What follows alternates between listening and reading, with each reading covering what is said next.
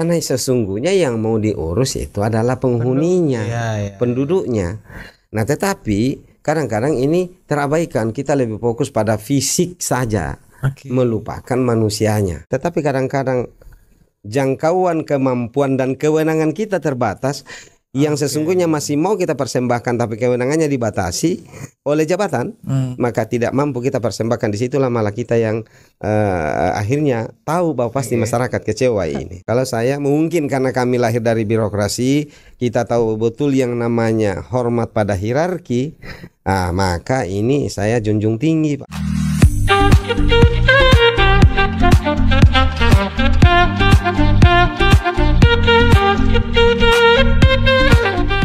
Bismillahirrahmanirrahim. Assalamualaikum warahmatullahi wabarakatuh. Kawan-kawan podcast Portal Media, terima kasih sudah hadir lagi di podcastnya Portal Media dengan tokoh-tokoh insya Allah calon-calon pemimpin di Sulawesi Selatan.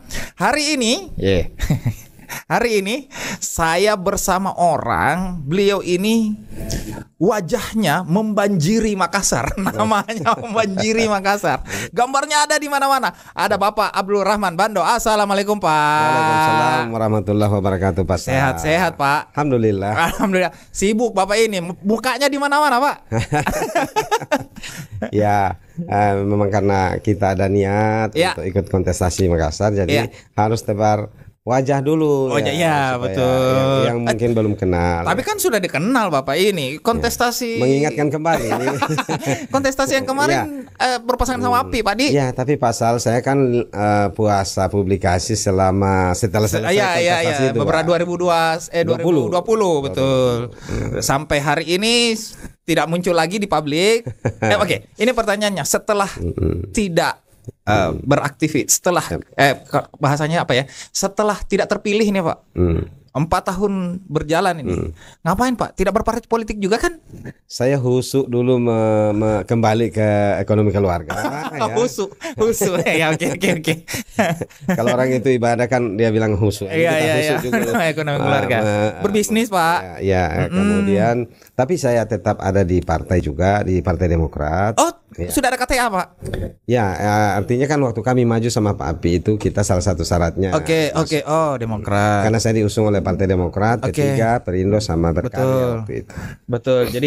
Jadi sampai hari ini tetap adalah berpartai lah sebenarnya, berpolitik lah sebenarnya. Ada rumah politiknya. Pak, ini saya mau ngobrol-ngobrol yang kemarin dulu 2020 nih Pak. Bapak kalah nih pasangan dengan Api. Apa sebabnya Pak? Bisa kalah Pak? Ya jadi gini, salah satu faktor kan beliau waktu itu ada Pak Dhani sebagai incumbent. Harus kita sadari bahwa jejaring beliau itu masih sangat bagus di Makassar pada saat itu dan tetapi kalau kita tidak memulai juga waktu itu kan tidak ada pengalaman politik ya. Iya betul. Dan syukur alhamdulillah kami menjadi peraih suara kedua terbanyak waktu itu kan. Iya betul. Inilah sesuai nomor urut tuh Pak. Ya betul persis. Sesuai nomor urut ya. Nah itu jadi pengalaman itu juga kemudian ada menjadi evaluasi bagi saya sehingga di 2024 ini kita katakan setelah mendengarkan masukan dari semua jejaring yang ada, keluarga juga kita minta pendapat, lalu kita bismillah untuk mencoba lagi menawarkan diri kepada partai. Inilah yang dilakukan keliling-keliling ini. Dan mudah-mudahan nanti partai bukakan jalan kita. Insyaallah Pak. Kalau di beberapa tahun terakhir ini kan tidak berpolitik, ada rumah politiknya lah. Cuman kan setahu saya Bapak nih awalnya PNS, birokrat senior, kepala dinas Pak. Pak Sal. Kepala dinas. Kemarin waktu Bapak Irwan Adnan datang ke sini juga saya menanyakan hal yang sama Pak. Kenapa memilih berpolitik dibandingkan melanjutkan karir sebagai birokrat Pak? Ini persis pertanyaan yang sungguh-sungguh sangat saya harapkan memang Pak. Iya. Jadi banyak bertanya seperti itu. Mau dibedakan bahwa kepala dinas itu Pak tidak memiliki visi misi Pak. Anak buah ini ceritanya. Jadi kepala dinas adalah perpanjangan tangan dari wali kota dan wakil wali kota untuk menjalankan visi misi wali kota yang menjabat. Nah, saya kebetulan menjadi kepala dinas itu mulai dari zamannya Pak Ilham, Arif Sirajuddin.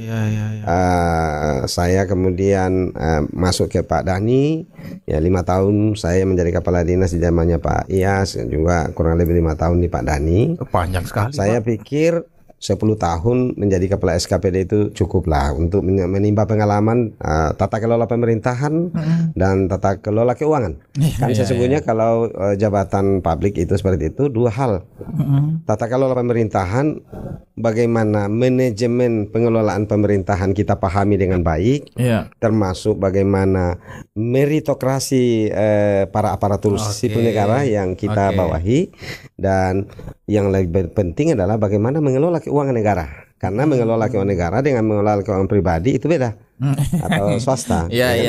Di keuangan negara tidak ada cerita bahwa hari ini saya butuh meja, tiba-tiba hari ini saya keluarkan uang untuk beli meja. Iya, beda sama swasta nih Pak. Kalau swasta hari ini kita butuh meja sama sound system, kalau misalnya rusak hari ini langsung bisa beli, detik itu juga. Nah, di situ bedanya Pak. Nah, oleh karena itu dalam kaitan saya ada niat maju kembali, ini adalah rangkuman dari seluruh pengalaman saya 20 tahun lebih menjadi pegawai negeri, 10 tahun diantaranya itu dikasih amanah jabatan, dipadukan dengan harapan-harapan masyarakat yang diinginkan dari pemerintahnya. Lalu apa yang ada di benak saya sebagai gagasan baru ingin saya padukan ke dalam suatu gagasan besar yang kemudian kami beri nama dengan Gerbang Makassar. Adi, ini pertanyaan lanjutannya sebenarnya Pak. Itu seperti pembuka saya tadi, muka Bapak ini di mana-mana dengan tulisan gerbang. Gerbang apa ini gerbang Pak? Yes. Nah dia nih.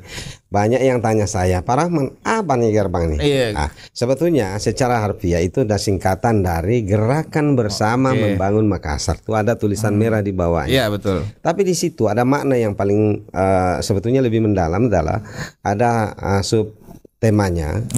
Ditulis di situ kerja yang rakyat butuhkan. Nah, inilah tadi yang saya katakan adalah rangkuman dari seluruh pengalaman saya menjadi ASN. Kalau itu kalimat itu di bawah itu, kerja apa yang rakyat butuhkan, sebenarnya Makassar butuh apa sih Pak?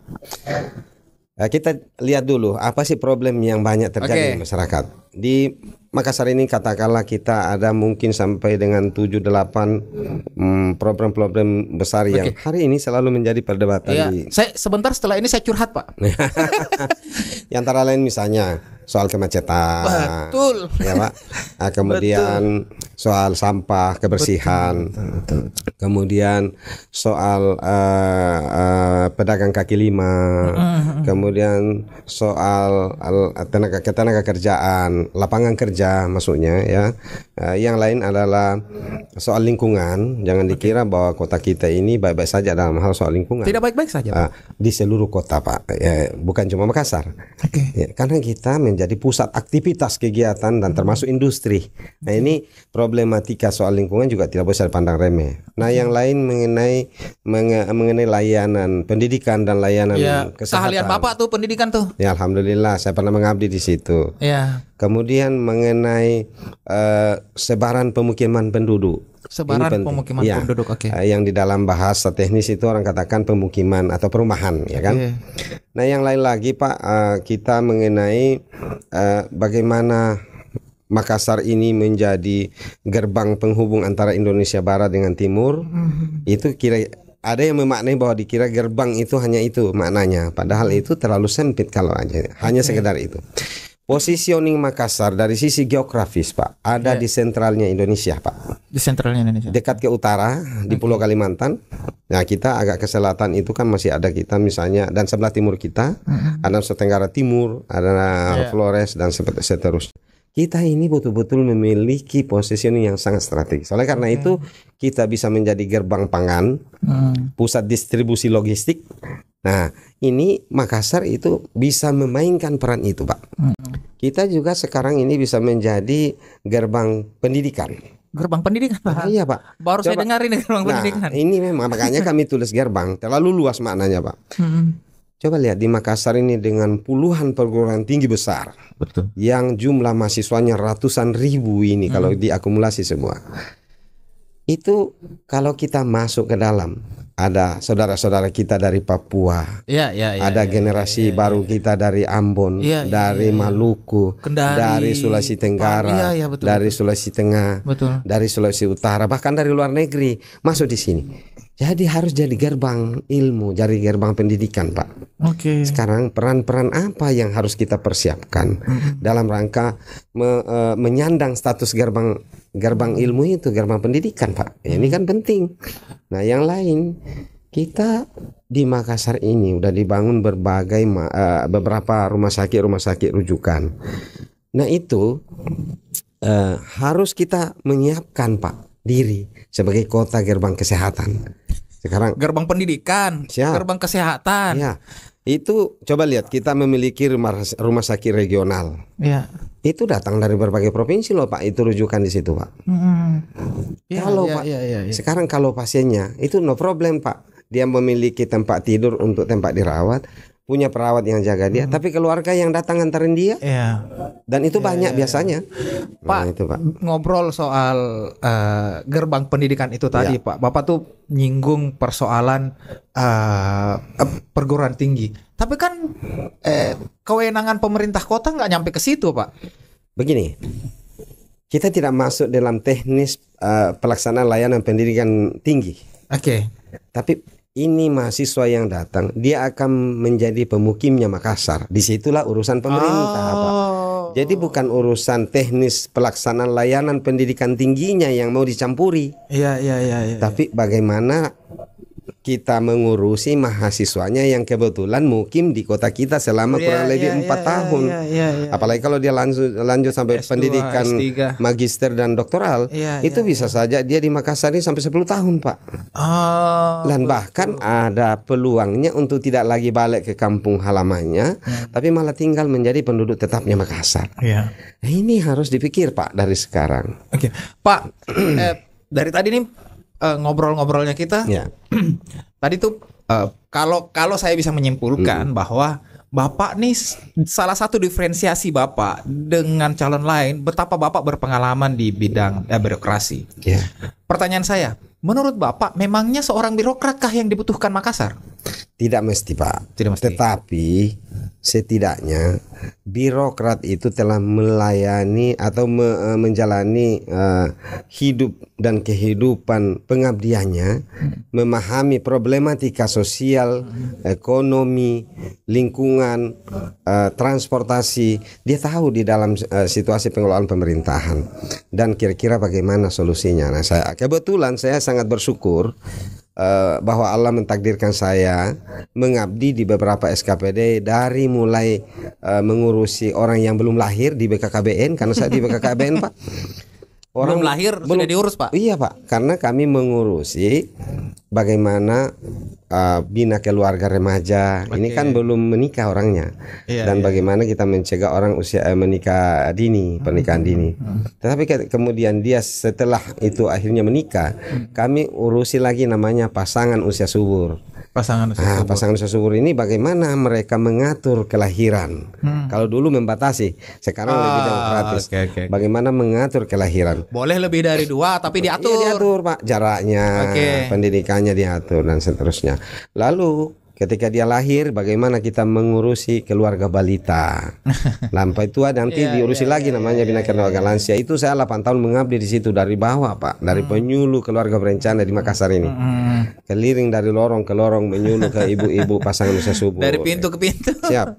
Nah, setelah itu, Pak, kemudian saya ditakdirkan lagi Tuhan melalui tangan wali kota yang menjabat untuk dimutasi ke ketahanan pangan, Pak. Mengurusi urusan perut, makanan. Nah, karena Makassar ini adalah daerah yang minus pertanian, lahan kita tidak banyak, ada paling di pinggiran, maka kerja keras tanggung jawab itu di ketahanan pangan. Karena ada 3 tupoksi utamanya yang namanya ketahanan pangan, Pak, dimanapun di dunia ini. Yang pertama itu bagaimana menjamin ketersediaan bahan pangan. Nah, bahan pangan itu kalau misalnya yang lebih dominan dibicarakan itu 9 bahan pokok, harus cukup di Makassar, Pak. Nah, itu pernah saya tangan. Itu tugas Bapak. Tugas saya dulu. Menjaga masyarakat tidak lapar tuh, Bapak. Menjaga masyarakat tidak lapar. menjaga masyarakat agar tidak pernah kekurangan terigu, minyak goreng, beras, telur, daging ayam. Nah, itu pernah saya sudah lewati, Pak. Nah, yang berikutnya tupoksinya itu adalah distribusi pangan. Kalau misalnya di Kima sana banyak stok minyak karena di situ pergurangan ada, tapi di Mariso sini sebelah selatan kita ini sekarang ini lagi kurang. Nah, itu didistribusi ke situ. Urusan kita mengkoordinasikan dengan pelaku usaha supaya sesegera mungkin supaya ada ketersediaannya di seluruh wilayah yang 15 kecamatan ini 153 kelurahan, Pak. Nah, karena kalau tidak, Pak, nanti boleh jadi ada minyak goreng di sekitar kecamatan apalagi Nambontoala di Pasar Terong, ya.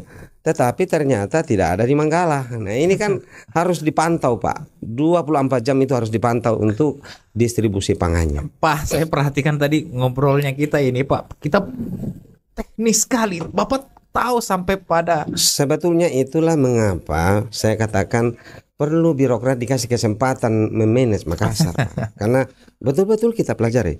Nah, yang terakhir itu topoksinya itu, Pak, di ketahanan pangan adalah yang paling penting ini di seluruh dunia, keamanan pangan, Pak, food security. Loh, beda ya, Pak ya? Wah, beda. Tadi pertama ketersediaan, bagaimana menjamin kecukupannya kan.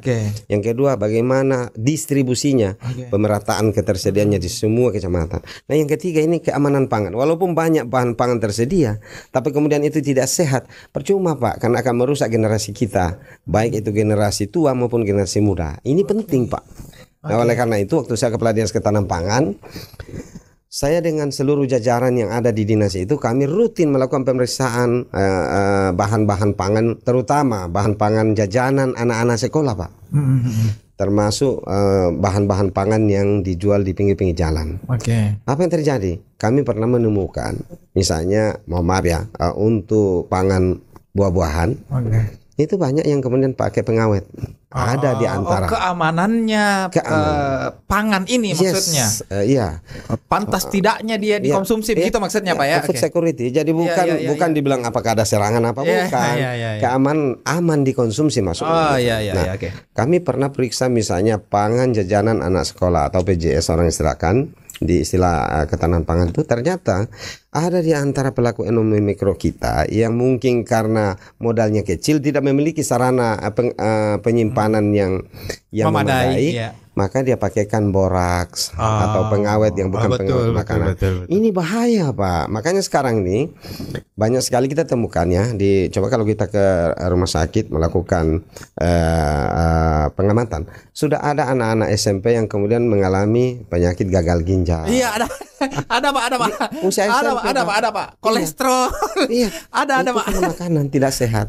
Iya. Makanan tidak aman yang dia konsumsi, Pak. Nah, sebetulnya saya pernah bicara di DPR tentang fungsi dan peran keamanan pangan itu. Saya katakan 30 hari dalam 1 bulan tidak cukup digunakan untuk mengawasi bahan pangan yang beredar dalam seluruh wilayah Kota Makassar, dari sebelah timur Biringkanaya itu sampai sebelah barat Pulau Sangkarang. Dari sebelah selatan kita di Barombong sampai dengan utara kita di ujung tanah di Untia sana. Itu tidak cukup mengawasi peredaran bahan pangan kita kalau kita tidak konsen di sini, Pak. Dan itu bahaya kalau kita sepelekan. Nah, ini yang saya bilang tadi, Pak, Bapak tuh paham betul sampai ke detail-detailnya. Cuman yang bikin penasaran saya sebenarnya, Pak, kenapa Bapak mau jadi wali kota? Maksud saya begini, Pak, kenapa Bapak mau jadi wali kota? Kenapa Bapak tidak pensiun, tenang-tenang? Urus jadi wali kota susah, Pak. Kenapa Bapak mau menyusahkan diri untuk jadi wali kota, Pak? Jangankan jadi wali kota, Pak, mau jadi wali kota aja susah, Pak. Susah, benar. Kenapa mau jadi wali kota? Ini pertanyaannya, Pak. Tapi kita mau begini, kita mau bagaimana apa yang kita pahami itu dipersembahkan kepada rakyat yang banyak, supaya rakyat kan sebetulnya seperti yang saya ungkapkan tadi, salah satu contoh saja soal keamanan pangan. Kalau kita berdiam diri, toh tidak ada ruginya saya. Iya betul itu. Betul. Bapak tidak rugi, tenang-tenang saja. Tapi ini kan saya tahu, Pak. Nah, kemudian kalau kita di Muslim itu dikatakan sampaikanlah ayat itu walaupun cuma satu ayat. Ya. Jangankan ini satu ayat, Pak, sudah banyak sekali ayatnya kena ini kalau kita mau pulas ini. Iya, Pak, soal. Makanya waktu saya kadis ke lautan perikanan pertanian dan peternakan, Pak. Iya. Salah satu yang saya minta diadakan di Makassar itu adalah laboratorium untuk pemeriksaan bahan-bahan pangan. Bahkan kami sudah buat laboratorium Kesmafed di Sudiang. Iya. Kemudian kita bikin lagi pusat kesehatan hewan di Tamangapa. Iya. Dalam rangka. Oh, itu Bapak. Ya, iya, Pak. Jadi gini konsepnya, saya cerita sedikit ya. Supaya rumah potong hewan kita, kebetulan waktu saya menjabat, saya terima jabatan itu, RPH kita sangat tidak layak. Okay. Dan bahkan waktu itu tidak memiliki sertifikat halal. Oke. Saya menghadap sama Pak Wali Kota, mohon izin Pak Wali, kita tidak memiliki sertifikat halal ini di RPH karena memang tidak layak. Saya berkali-kali turunkan MUI untuk melakukan pemeriksaan, tetap tidak bisa dikasih. Ini demi pengetahuan Pak, ini RPH apa, Pak? Rumah potong hewan. Ya, oke. Ya. RPH. Nah, akhirnya saya bilang harus kita bangun yang baru, yang standar nasional gitu. Okay. Akhirnya dibikin, Pak. Saya bikin konsepnya, saya katakan kita bangun rumah potong hewan modern terintegrasi. Oke. Apa modernnya? Sesuai standar-standar nasional ada memang, Pak. Ada pedoman bakunya. Perlengkapan. Nah, itu tidak boleh kena lantai itu daging, tidak boleh bercampur darah dengan dagingnya dan seterusnya. Pokoknya ada. Yang penting modern. Yang kedua, terintegrasi. Integrasinya apa? Pertama, saya bilang harus ada puskeswan di depannya. Untuk apa? Memeriksa seluruh hewan yang mau disembelih. Sebelum disembelih periksa dulu. Yang sehat boleh lanjut sembelih. Iya. Yang tidak sehat kita sehatkan dulu. Nah, maka integrasi berikutnya adalah harus ada holding ground, tempat penampungan. Yang tidak sehat itu disehatkan dulu. Nah, integrasi berikutnya adalah saya bilang kita buat ini industri biogas. Jadi kotoran-kotoran hewan yang akan disembelih itu jadikan gas. Diambil gasnya dulu, ditampung di penampungan, baru dia terfermentasi gasnya. Untuk apa? Untuk kita kasih ke rakyat di sekitarnya. Supaya dia mandiri energi biogas, tidak perlu beli tabung gas. Dan itu saya sudah buktikan, Pak, di daerah terpencilnya Makassar namanya Romang Tangaya. Di perbatasan Goa ke sana, masuk di Kelurahan Tamangapa, tapi diaksesnya lewat Goa, Pak. Dilewati Samata, baru belok kiri. Itu lewat samping Antang situ, Pak, ya? Masih di sebelah timurnya lagi. Oke. Nah, di musim hujan dia tidak bisa keluar dengan akses darat. Dia pakai perahu-perahu. Nah, sekarang pertanyaannya, kalau musim hujan tabung gasnya habis, kayu tidak ada, di mana dia mau ambil bahan bakar untuk masak? Maka saya buat program di sana namanya biogas. 3 ekor sapi bisa mencukupi untuk memproduksi gas kepada satu rumah tangga yang jumlah penghuninya 5 orang. Lebih murah ya? Mau lebih murah, enggak dibeli, Pak. Iya, itu saya kembali ke pertanyaan saya, Pak. Kenapa harus jadi wali kota sih, Pak? Gini, bikin susah diri itu, Pak. Tadi saya katakan di awal kalau hanya kadis itu dia tidak memiliki visi misi, Pak. Jadi wali kota itu ruang lingkup kewenangannya jauh lebih luas, termasuk untuk menggagas inovasi-inovasi baru yang tadi kita sebut ada berbagai macam problematika kota kita yang hari ini memang sudah terus diupayakan oleh Pak Wali. Dan semua wali kota sebelumnya upayakan terus. Tapi, Pak, seiring perkembangan peradaban manusia, problematika ini juga akan muncul lagi yang baru. Contoh misalnya, di tahun 80 kan kita belum berhadapan dengan kemacetan di Makassar. Tahun 90 juga belum. Ini sebentar saya mau curhat ini, Pak. Bahkan tahun 2000 itu belum terasa. Tetapi ketika dia 2010 ke atas sudah sangat terasa namanya macet di kota ini. Nah, apakah pemerintah tidak membangun? Membangun, Pak. Tapi pertumbuhan penduduk dan perkembangan peradaban termasuk perkembangan ekonomi, rakyat punya kemampuan naik, dan dulunya cuma punya motor pengen punya mobil dan ekonominya mampu, dan dia belilah mobil, maka muncullah masalah susulan, yaitu kemacetan di jalan karena kepadatan lalu lintas makin meningkat. Yang lain, kita punya ketersediaan lembaga-lembaga pendidikan dulu cukup. Sekarang menjadi tidak cukup seiring dengan pertamanya penduduk. Saya kasih gambaran, Pak, waktu kebetulan saya pernah jadi kadis pendidikan, walaupun singkat, hanya 6 bulan lebih, hampir 7 lah. saya menemukan bahwa ada ketidakadilan pemerataan lembaga-lembaga pendidikan. Tidak adil, Pak. Dari sisi sebarannya. Oke. Ya. Di mana di tahun 2010 ke atas itu sebaran penduduk kita lebih dominan ke timur. Ke timur kota. Iya. Seperti di Panakukang, Rapocini, Tamalan Rea, Bringkanaya, Manggala, sebagian Talo.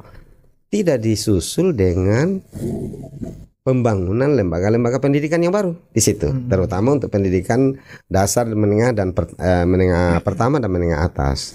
Apa yang terjadi? Maka penduduk wilayah timur itu kemudian berbondong-bondong di pagi hari menuju barat, menuju tempat-tempat dia sekolah. Nah, ini juga salah satu penyebab kemacetan. Kalau yang sering saya bilang di mana? Pak, ini kalau saya perhatikan pembicaraan kita ini saling terkait ini barang ini. Oh iya. Maka kalau para ahli transportasi bicara solusi kemacetan biasanya ada empat solusinya. Ya. Perbaiki jalan dan jembatan, kemudian perbaiki traffic light, kemudian peningkatan penyadaran masyarakat akan tertib lalu lintas, dan yang kelima itu transportasi massal. Tidak ada yang bicara soal sebaran penduduk. Iya. Nah, sekarang kalau saya Pak datang dari perspektif yang lain, tampak mengenyampingkan yang empat hal tadi. Iya. Nambah nih, bukan Pak, harusnya. Nah, sekarang sebaran penduduk kita yang saat tadi itu lebih banyak ke timur, Pak, ya kan? Iya. Harusnya sudah mulai diikuti dengan pembangunan layanan-layanan umum masyarakat di situ. Misalnya bagaimana sekolah-sekolah di wilayah timur ditambah, terutama untuk menengah pertama dan menengah atas. Nah, oleh karena itu nanti wali kota terpilih atau siapapun juga, mudah-mudahan saya. Amin. Nah, itu harus bersinergi dengan gubernur untuk menambah SMA di Makassar. Data saya Pak, hari ini SMA negeri di Makassar itu hanya 23. Ditambah SMK 10. Jadi berarti baru 33 sekolah menengah atas yang negeri yang dikelola pemerintah. Sementara sekolah swasta kita tidak semua sama kualitasnya dengan misalnya, mohon maaf kalau saya sebut nama, misalnya Atira Katolik, Raja Wali, ya kan, Dian Harapan dan sebagainya. Ini yang harus kita perhatikan. Jadi untuk negeri pun ini belum merata kualitas layanannya, terutama untuk sarana dan prasarana. Nah, contohlah misalnya waktu saya Kadis Pendidikan, SMP negeri yang jadi rebutan itu kan SMP 6 Pak, SMP 6, di Jalan Ahmad Yani. Iya. Sekalipun orang tinggal di Sudiang, di Pacerakang, di Bulu Roket, dia ngotot mau bawa anaknya. Iya, betul. Kenapa? Karena di situ lebih lengkap, Pak. Nah, sekarang bagaimana mencegah penduduk di situ bergerak di pagi hari menuju kota, menuju Ahmad Yani yang usia pendidikan? Kita buatkan sekolah di SMP 35 di daerah Sudiang sana, Bringkanaya, setara dengan SMP 6. Kita buatkan SMP 30 yang ada di BTP setara fasilitasnya dengan SMP 6. Insya Allah tidak mungkin orang di sana nekat mau bawa anaknya lagi ke sini. Konsep ini baru saya dengar, Bapak. Ini itu yang saya bilang. Ini pintu Pak. Masuknya justru pendidikan. Untuk mengurangi kemacetan, Bapak malah berpikir menyamaratakan. Bukan cuma di pendidikan, Pak. Saya punya konsep. Kita sonasi penempatan pegawai negeri. Sampai pegawai negeri juga kita sonasi, Pak. Loh, Bapak tahu pegawai negerinya Makassar itu lebih 20.000, termasuk guru ya, karena guru lebih 8.000, pegawai negeri yang non guru itu lebih 10.000 Pak. Sekarang kalau ini yang masih aktif sekarang kan, kalau pegawai negeri yang usia tua yang sudah pensiun itu dia di Perumnas Todopuli, Perumnas Tamalate, itu perumahan-perumahan yang sudah lama berdiri. Tapi bagi pegawai-pegawai negeri usia muda itu tidak domisili di situ, dia rata-rata di BTP sana, di Sudiang, di Moncongloe bahkan. Yang ketika mau datang berkantor di balai kota itu melewati 5-6 kecamatan. Apakah bukan kontributor kemacetan, Pak? Betul. Nah, lebih parahnya lagi misalnya, kalau misalnya yang kerja di kantor lurah, jangan sampai ada yang domisilinya di Mandai, bekerja di misalnya Rapocini. Termasuk misalnya yang kerja di kesehatan Pak, di puskesmas. Betul. Kan tupoksinya puskesmas di Sudi yang dengan Tamalate sama Pak. Jangan orang-orang jauh dibawa ke situ. Kasih juga tugas atau tempatkan di situ yang memang domisilinya dekat. Itu yang saya bilang domisili begini. Cilakanya transportasi publik juga kita tidak mendukung Pak ya. Itu kan salah satu faktor kita. Ini kan iklim kita daerah panas Pak. Kita berada di daerah yang panas. Kita tidak bisa membayangkan seperti di Jepang, orang sangat patuh dengan transportasi. Kalau ngomong sama ahli transportasi itu perbandingannya selalu Jepang Pak. Ya karena kan kalau kita ini sering ke sana, kenapa sih orang sangat disiplin pakai transportasi umum? Tapi begini Pak, tabe. Saya ini salah satu pengguna transportasi umum. Ya. Saya terus terang tinggal di Goa Pak, kerja di sini. Ya. Setiap hari tuh saya selalu pakai teman bus itu Pak. Ya. Teman bus dan saya nyaman Pak. Enak. Walaupun terus terang saja sekitar 30-40% lebih lama sampainya. Tetapi terus terang saja begitu dia diberhentikan, terutama koridor Goa berhenti Pak, saya terpaksa saya bawa mobil lagi. Salah satu juga yang mindset Pak, karena mindset ketika kita menggunakan transportasi massal itu biasanya kita dianggap sebagai kelompok marginal. Mohon maaf, ini yang saya dengar. Pak ya. Mohon maaf, tidak memang murah sih Pak. Ya. Nah padahal ini kan kita termasuk berkontribusi untuk bagaimana menurunkan tingkat kemacetan kota. Betul. Dosen-dosen Pak, terus terang saja dosen-dosen Unhas tuh semua pakai itu Pak. Pak. Kan. Dosen-dosen loh ini. Apalagi misalnya kalau yang ke teknik yang di Jalan Malino. Teknik Goa. Iya, enak sekali. Enak sekali Pak. Nah saya lanjut misalnya tadi. Ada juga yang kadang-kadang kita lupa. Kota yang hari ini berdasarkan data katanya sudah menembus sekitar 1,7 juta lebih. Iya. Ya kan? Tahu tidak kita bahwa pintu keluarnya ini Makassar hanya 3 Pak? 3 ya Pak ya. Cobalah Pak Sal, coba ingat-ingat. Maros. Ini kan kalau ke utara, satu-satunya pintu keluar itu Mandai Pak. Mandai, betul. Walaupun ketika baru keluar kita ada lewat Sutami, ada lewat Perintis. Betul. Tapi Pak ketemunya di Simpang 5 ya Pak. Betul. Nah kalau ke selatan itu hanya 2, lewat Alaudin atau Barombong. Baru. Bukan, Barombong. Oke. Kan kalau Air Tasnim ke timur masih ke timur. Iya. Nah sekarang, apakah kita sadar bahwa ini Jalan Alaudin dengan Jalan Barombong itu ada sejak tahun berapa? Ketika penduduk kita belum tembus 1 juta. Iya. Nah sekarang kalau kita mau lewat Barombong itu kan kita terhambat di jembatan yang sangat sempit, itu jembatan Barombong. Disitulah kadang-kadang kita antri 1 jam. Itu di sore hari. Apalagi kalau sore hari ketika pekerja harian yang domisili Takalar sudah mau balik ke kampung halamannya. Ini yang kadang-kadang kita lupa membicarakan itu Pak. Pak, Bapak pernah dengar Pak Mahir enggak Pak? Jadi Pak Mahir itu polisi yang tiap hari ngonten. Yes. Tiap hari dia ngonten itu Pak. Tiap hari ada orang melanggar. Tiap hari Pak. Tiap hari dia ngonten ada orang melanggar Pak. Ini saya bukan ahli Pak, tapi tidakkah itu menandakan bahwa mental orang Makassar memang suka melanggar Pak? Maka itu tadi yang poin ketiga saya katakan, peningkatan kesadaran masyarakat akan pentingnya tertib lalu lintas. Tetapi kan salah satu juga mengapa orang harus melanggar, kadang-kadang karena kondisi jalanan kita yang sudah begitu sempit, lalu mereka ada desakan urusan misalnya, akhirnya mereka ambil cara-cara yang pintas gitu kan. Nah problematika kota kita itu di situ sekitarnya. Nah tadi kalau misalnya kita bicara layanan pendidikan, layanan kesehatan, kita punya puskesmas per hari ini baru 47. Oke, untuk 153 kelurahan. Kita tidak usah bicara 150, langsung 1,7 juta penduduk, ya kan? Nah, belum lagi kalau sebarannya di mana dan masyarakatnya di mana. Ini masih perlu ditambah. Nah, kita bersyukur Pak Wali sudah mau menambah rumah sakit, tapi belum selesai. Rumah sakit daerah kita baru 1 Pak. Nah ini mohon maaf, kadang-kadang orang tidak paham bahwa posisi rumah sakit itu juga berkontribusi terhadap kemacetan. Karena apa?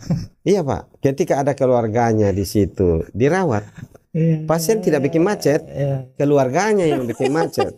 Dia datang mulai dari pagi hari, sore, siang, malam, mau besuk.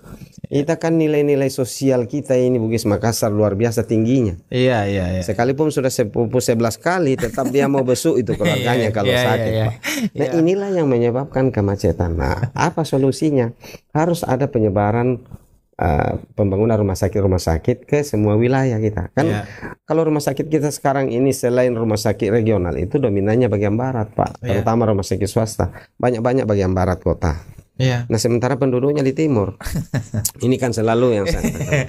Ini menarik Pak sebenarnya Pak. Karena perspektif Bapak buat saya baru Pak. Buat saya baru. Bahwa kemudian melihat kemacetan itu tidak hanya bicara tentang jalannya atau transportasi. Banyak sisi-sisi kehidupan masyarakat memang harus dipertimbangkan Pak. Iya Pak. Jadi kan kalau kita mengelola negara ini, pertama memang kita harus lihat lingkungannya, geografisnya. Tapi jangan lupa bahas masalah demografinya, Pak. Iya. Penduduknya, karena sesungguhnya yang mau diurus itu adalah penghuninya, penduduknya. Nah, tetapi kadang-kadang ini terabaikan. Kita lebih fokus pada fisik saja, melupakan manusianya. Nah, apa yang terjadi? Kadang-kadang lain yang kita kerjakan, lain sesungguhnya yang diharapkan oleh penghuninya itu. Nah, itulah melahirkan gagasan kami itu menulis di tagline baliho kami itu kerja yang rakyat butuhkan. Tapi bagaimana menemukan kebutuhan rakyat tidak bisa kalau hanya pemerintah yang tangani. Harus ada gerakan bersama. Nah, itulah maka ada gerbang. Gerakan bersama membangun Makassar. Siapa saja yang mau bergerak bersama? Ya, unsur jurnalis harus ada. Unsur media kan? Akademisi, mahasiswa, bahkan pekerja harian. Kita harus tahu apa sebetulnya yang dia butuhkan di Makassar ini. Tahu enggak kita, Pak? Pekerja harian kita itu, Pak, spontanitas.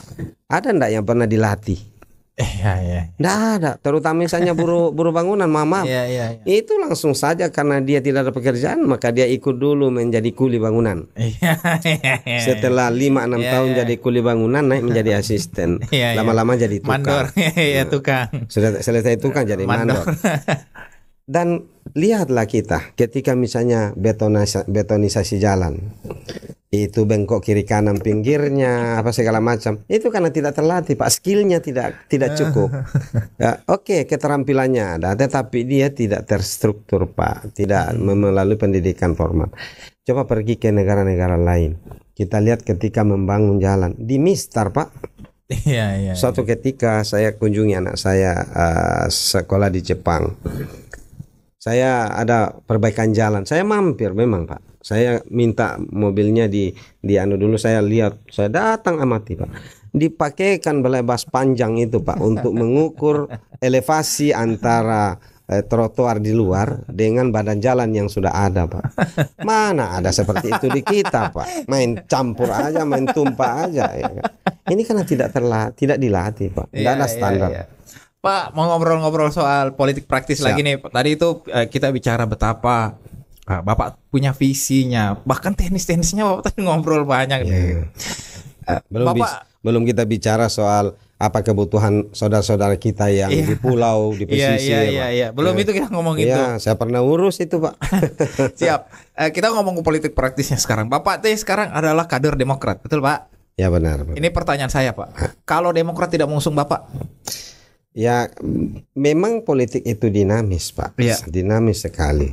Karena kadang-kadang berbeda antara kepentingan partai secara kelembagaan dengan anggota secara perorangan. Betul.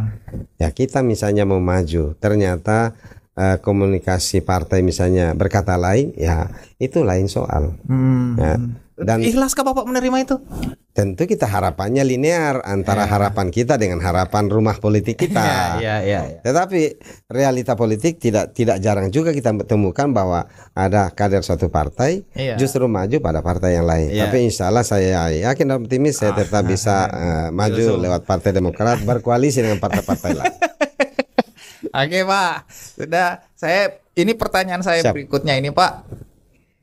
Selalu saya tanyakan ke banyak politisi, Pak, terutama yang mau maju.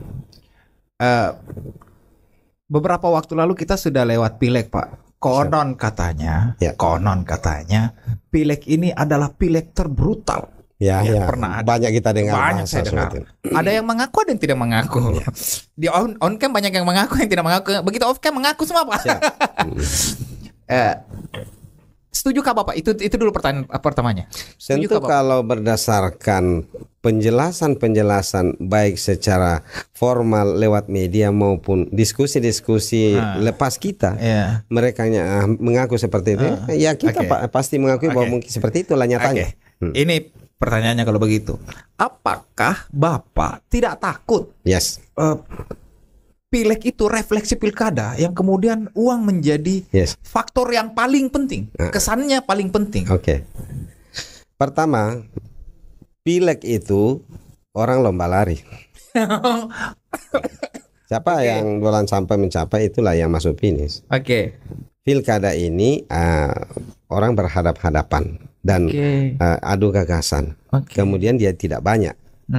Nah, paling nanti kalau Makassar mungkin paling tinggi lah 3-4 pasang gitu. Tetapi saya dan kita pasti tahu bahwa Makassar ini sebagai ibu kota provinsi selatan, Sulawesi Selatan, adalah lumbungnya orang-orang cerdas. Amin, itu amin itu. Amin. Sadar atau tidak? Bapak optimiskah? Bapak optimiskah bahwa orang Makassar itu cerdas-cerdas, Pak? Gini, Pak. Tadi saya mulai dari gerbang pendidikan. Di sinilah berkumpul orang-orang cerdasnya Sulawesi Selatan di kota ini. Dan orang-orang cerdas ini tidak akan mau tinggal diam melihat suasana perpolitikan yang tadi pasal istilahkan sebagai brutal. Pasti mereka akan ambil bagian untuk mencerdaskan temannya, tetangganya, sahabatnya, masyarakat di sekitarnya, bahwa ini kita sudah salah jalur, ini sudah keluar dari relnya demokrasi yang mulia. Gitu kan.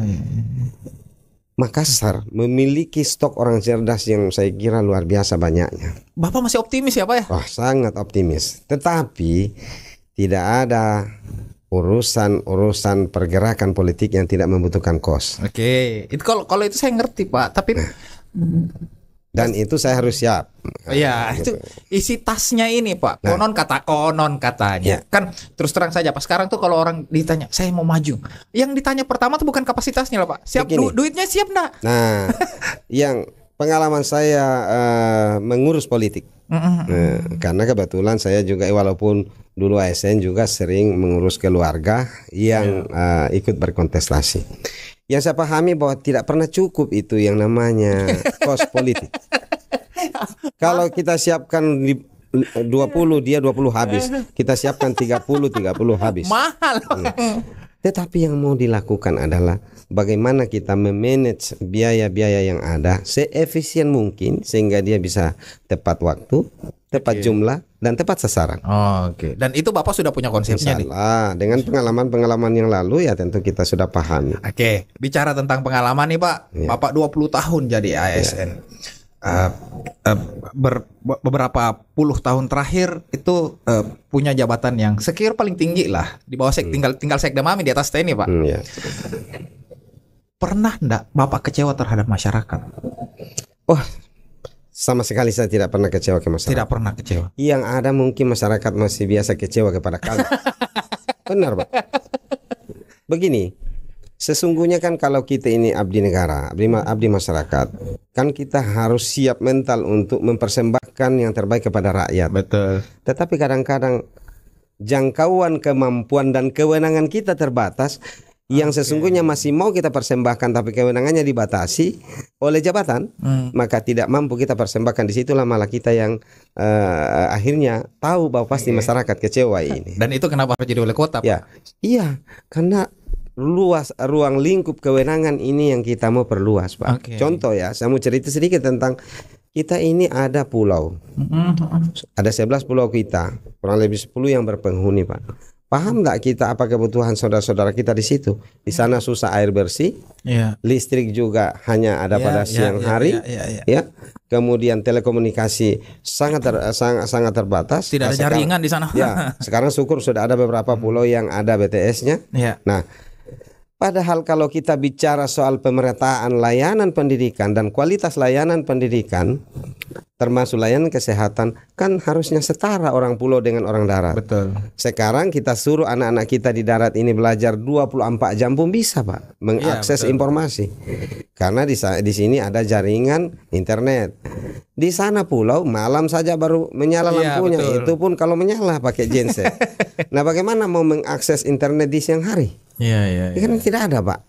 Nah, ini harus setara, Pak. Harus ada. Tentu saya pernah bicara teman-teman kita dari PLN, dia bilang sulit, Pak, di sana. Bisa kita ndak break even kalau kita bangun pembangkit listrik tenaga diesel di situ karena penduduknya dikit apa semua. Betul. Nah, saya bilang kita harus ada subsidi silang kepada rakyat-rakyat yang ada di pulau. Kenapa? Di sana itu punya jasa besar bagi orang di darat. Mereka, Pak? Oh iya, Pak. Kadang-kadang kita tidak sadari. Iya. Coba bayangkan Pak Sal, kalau tidak ada jasanya orang-orang pulau mempertaruhkan nyawanya menangkap ikan di laut lepas di malam hari gelap gulita, kadang-kadang badai. Mana Pak Sal bisa makan enak ikan bakar? Iya, betul. Orang Makassar tidak makan ikan, Pak. Nggak bisa tidur kalau kepala kita, Pak. Jadi iya. Dan mohon maaf, kalau kita dari segi data statistik tidak akan terpenuhi kita punya kebutuhan protein kalau hanya mengandalkan hewan. Iya. Dari ayam, daging, dan telur. Iya. Syukurnya ada orang pulau, nelayan-nelayan kita mengirimkan kita ikan, Pak. Maka cukuplah kebutuhan protein kita. Sehatlah generasi kita. Sehatlah kita-kita yang sudah usia tengah dan tua. Betul, itu, Pak. betul. Ini kadang-kadang Pak Sal kita tidak sadar. Sadar dia, betul. Di situ harusnya kompensasinya adalah balas jasanya. Iya. Dengan apa? Siapkan air bersih, siapkan listrik, siapkan telekomunikasi. Walaupun tidak banyak penggunanya. Tapi kalau mereka tidak hadir, kita tidak bisa makan enak di restoran mewah di Makassar. Biasa, Pak. Terakhir ini, Pak, karena tadi tuh saya sebenarnya udah dari tadi saya di kode, cuman enak sekali ngobrol sama Bapak, nggak kerasa ini. Saya ini, Pak, beberapa hari lalu saya di rumah tuh Netflixan, Pak, nonton Netflix. Yes. Saya nonton terus ada dialog yang menurutku saya pikir ini akan jadi pertanyaan saya ke hampir semua politisi yang hadir. Ada dialog yang begini, Pak. Kekuasaan dipersengketakan oleh orang yang layak dan orang yang memujanya. Pertarungannya abadi. Sebagai pesan nih, Pak, untuk masyarakat luas, bagaimana cara kita membedakan yang mana orang yang layak dan dengan yang hanya memuji? Media punya peran penting. Kok dilempar ke media? Hari ini saya Iya, Pak. Hari ini saya hadir di sini. Siap. Insya Allah portal media memiliki jasa besar mengabarkan kepada rakyat Makassar ternyata Ramambando seperti ini orangnya, seperti ini pemahamannya, seperti ini wawasannya tentang Makassar, dan seperti ini rencana-rencana ke depan. Bahkan yang kita bicarakan hari ini baru sebahagian kecil dari konsep-konsep dan rencana-rencana yang akan kami lakukan misalnya ke depan. Termasuk belum kita memiliki waktu yang cukup untuk menceritakan apa yang telah saya lakukan waktu saya mengabdi, Pak. Betul. Nah, Bapak tahu misalnya dulu saya pernah mendirikan 10 SMP negeri sekaligus dalam tempo hanya 3,5 bulan tanpa anggaran di Makassar. Itu karena keterbatasan SMP yang ada, Pak. Itu tahun 2019. Saya lakukan merger sekolah-sekolah dasar yang dalam satu kompleks ada 3-4. Ternyata siswanya dikit. Saya merger, Pak. Lalu ruangan-ruangan yang kosong langsung kasih jadi SMP, Pak. Ada 10 titik di Makassar saya tambahkan. Dan itu bisa sebetulnya kita lakukan untuk menambah lagi, termasuk menambah sekolah menengah atas, tapi harus bersinergi pemerintah provinsi, karena kewenangan soal SMA itu ada di provinsi. Tapi saya katakan kalau Makassar atau kabupaten menyediakan lahan, provinsi yang bangun, apakah salah? Tidak salah, kita hibahkan tanahnya, provinsi bangun fisiknya, provinsi siapkan infrastruktur sarana prasarananya, provinsi siapkan tenaga gurunya, pendidik dan tenaga kependidikannya. Toh rakyat Makassar yang mau masuk sekolah di situ, Pak. Cuma kadang-kadang ego sektoral lah yang membuat kadang-kadang tidak nyambung itu. Padahal pemerintahan yang baik adalah pemerintahan yang sinergi secara hierarki, Pak. Dari kabupaten dia sinergi provinsi, provinsi sinergi dengan pusat. Sekarang kan visi misi Pak Presiden, termasuk Pak Presiden kita yang baru terpilih. Itu kunci suksesnya kan ada di daerah, Pak. kan lokus pembangunannya nanti visi misi yang dia gagas itu kan ada di daerah. Jakarta cuma berapa? Iya. Tapi yang ada tersebar di lebih 30 provinsi, 500 lebih kabupaten ini kan ada di kita-kita ini. Iya. Nah, sekarang kalau tidak mampu mensinergikan gagasan-gagasan dan konsep keberlanjutan pembangunan, mana bisa sukses? Iya. Nah, itu. Jadi saya katakan kita tidak boleh seenaknya kemudian karena mentang-mentang ada namanya otonomi, lalu kita mau memutuskan hubungan hierarki pemerintahan. Harus connect, Pak. Oke. Nah, ini salah satu lemahnya, sisi lemah daripada sistem otonomi yang kadang-kadang di beberapa daerah para pemimpin merasa bahwa saya akan penguasa di sini. Daerah ya. Sampai lahirlah istilah raja-raja kecil di daerah. Gitu. Kalau saya mungkin karena kami lahir dari birokrasi, kita tahu betul yang namanya hormat pada hierarki. Maka ini saya junjung tinggi, Pak. Pak, sorry, tadi saya kelupaan ini. Saya tuh pertanyaan terakhir saya ini. Iya. Bapak sekarang mencalonkan diri jadi wali kota. Iya. Kalau diminta untuk jadi wakil wali kota gimana, Pak? Kan nanti partai itu, Pak, selalu menjunjung tinggi yang namanya kajian ilmiah, yaitu survei. Yeah. Kita berharap bahwa itu dijadikan sebagai patron utama dalam menentukan posisi-posisi. Tentu nanti kan ada simulasi-simulasi. Ketika saya dipasangkan dengan pasal, saya 01, pasal 02. Kalau respon ini misalnya ya, Pak ya. Kalau respon publik cukup bagus, kenapa tidak? Atau sebaliknya pasal 01, 02 jauh lebih baik lagi. Kan kita cuma mau menang, bukan mau berkuasa. Mau, Pak ya. Kita mau menang, Pak. Mau, Pak ya. Bukan cuma mau ikut pesta. Ya. Terima kasih Pak Rahman Bando. Sama-sama. Terima kasih pikirannya. Terima kasih sudah hadir di Portal Media. Terima kasih banyak, Pak. Gampang sekali. Bapak dihubungi beberapa hari yang lalu langsung respon saya datang. Saya lihat hari Sabtu Bapak pertama kontak saya. Hari ini Senin, berarti 2 kali tidur ya. Memang kasihan anak-anak, Pak. Kalau harus podcast hari Minggu kasihan anak-anak juga, Pak. 2 kali tidur belum terlalu jauh lah.